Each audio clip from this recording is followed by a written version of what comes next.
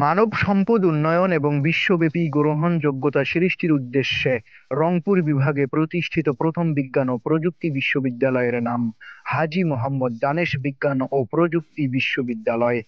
তেভাগা আন্দোলনের জনক কৃষক নেতা হাজী মোহাম্মদ দানেশের নামানুসারে বিশ্ববিদ্যালয়ের নাম রাখা হয়।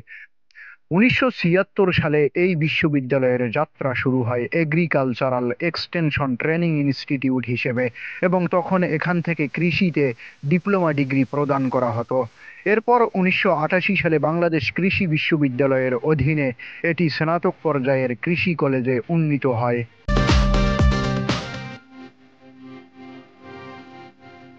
1999 সালের 11 সেপ্টেম্বর এই কৃষি কলেজটিকে বিশ্ববিদ্যালয়ে উন্নীত করার ঘোষণা দেয়া হয়।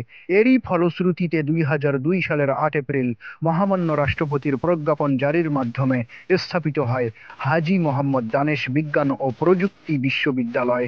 130 একর আয়তনের এই বিশ্ববিদ্যালয়ে বর্তমানে 8টি অনুষদের অধীনে 22টি বিষয়ে সনদ প্রদান করা হয়।